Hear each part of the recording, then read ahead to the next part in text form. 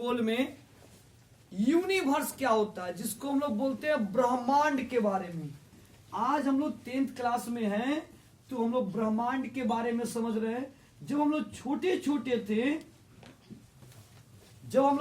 छोटे थे तो हम लोग कल्पना करते थे, सोचते थे, क्या रातों में बैठ के अंतरिक्ष में देखते थे कि कोई तारा है, कोई ग्रह है, उसके बारे में सुनते थे, पूछते थे, उसके बारे में छोटी क्लासों में भी बताए जाते थे, लेकिन विस्तार से नहीं पढ़े थे हम लोग यूनिवर्स के बारे में, ब्रह्मांड के बारे में, कि ब्रह्मांड है क्या। रात में काला दिखता है, दिन में जो दिखता है ब्लू, नीला ब्लू दिखता है, सूर्य के प्रकाश से रंगीन दिखाई देता है, खूब चमकता है, बारिश के समय इंद्रधनुष बनता है, रेनबो बनता है। ये सारी घटना जो है हम लोग छोटी क्लासों में सोचते थे, लेकिन इसके बारे में सही जानकारी आपको नहीं मिलती थी, ना मिला आपको।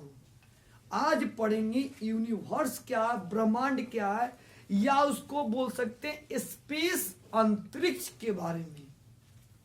अंतरिक्ष को कितने भागों में बांटा गया है, ये अंतरिक्ष क्या है, स्पेस क्या है। जो रात में लोग देखते हैं तो तारे टिमटिमाते नजर आते हैं, चांद को देखते हैं ऐसा लगता है कि हमसे बहुत नजदीक पे है वो। उसके बारे में समझने वाले यूनिवर्स में, या आप इसको स्पेस बोल सकते हैं। स्पेस क्या, अंतरिक्ष क्या है, यूनिवर्स क्या, ब्रह्मांड क्या है। आज की क्लास हम लोग का ये है, यूनिवर्स क्या है, यूनिवर्स के बारे में, स्पेस के बारे में, स्पेस कितने प्रकार के हैं उसके बारे में, अंतरिक्ष को कितने भागों में बांटा गया है। चलिए स्टार्ट करते हैं, स्टॉप कीजिए, वहां पर नोट करते हैं इसको।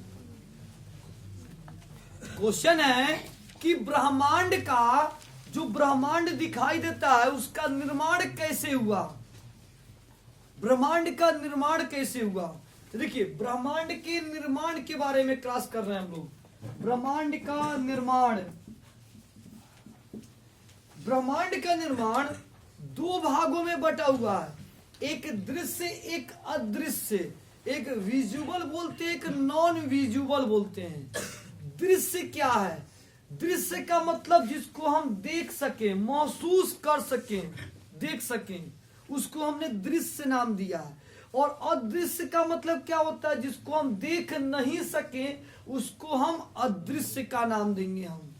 अब देखिए, दृश्य जो होते हैं इसमें हमने पदार्थ को रखा है, और अदृश्य को में हमने ऊर्जा को रखा है, एनर्जी को रखा है।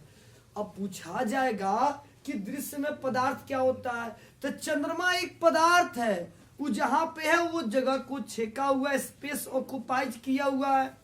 तो चंद्रमा को हम देख सकते हैं, सूर्य को देख सकते हैं, रात में जो तारे टिमटिमा रहे हैं उसको भी हम लोग देख सकते हैं, टिमटिमाते हुए उसको देखते हैं। पृथ्वी जहां पर रहते हैं उसको भी देख रहे हैं। तो ये हो गया आपका दृश्य। लेकिन जो उसके अंदर जो ऊर्जा का निर्माण हो रहा है, जो उसके अंदर ऊर्जा, सूर्य के अंदर जो ऊर्जाएं बन रही हैं, या चंद्रमा को जो ऊर्जा मिल रहा है सूर्य से, कैसे मिल रहा है ये दिखाई नहीं दे रहा है। सूर्य के अंदर जो ऊर्जा बन रही है ये भी दिखाई नहीं दे रहा है। सूर्य के प्रकाश से वस्तु दिखाई देती है, लेकिन उसकी प्रकाश नहीं दिखाई देता है। उसके प्रकाश में वस्तु दिखाई देती है, लेकिन उसके अंदर ऊर्जा का निर्माण कैसे हो रहा है ये हमें पता नहीं है। तो ये दोनों चीजों से मिलने से ब्रह्मांड का निर्माण हुआ है। ब्रह्मांड का निर्माण पदार्थ और ऊर्जा के मिलने से, पदार्थ और ऊर्जा के मिलने से ब्रह्मांड का निर्माण हुआ है।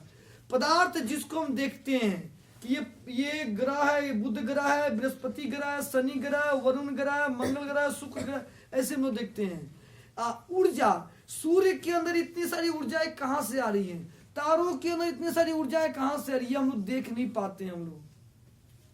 तो ऐसी मान्यता है कि पदार्थ और ऊर्जा के मिलने से क्या बना है, ब्रह्मांड बना है, ब्रह्मांड का निर्माण हुआ है। तो आज आपने क्लास किया ब्रह्मांड का निर्माण कैसे हुआ है, तो क्या बोलेंगे, पदार्थ और ऊर्जा के मिलने से ब्रह्मांड का निर्माण हुआ है।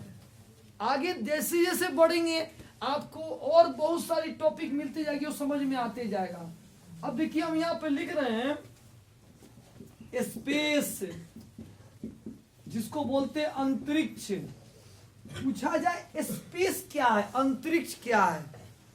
दो खगोलीय पिंडों, दो खगोलीय पिंडों, दो खगोलीय पिंडों के बीच खाली स्थान को स्पेस कहते हैं। तो हमने क्या समझा?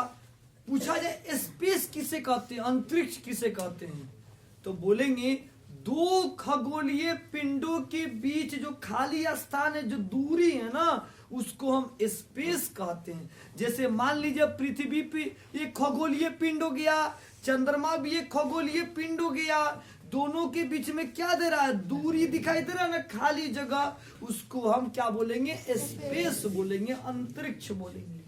तो दो खगोलीय पिंडों के बीच की दूरी को हम क्या बोलते हैं? स्पेस या अंतरिक्ष कहते हैं। चलिए इसको स्टार्ट करते हैं।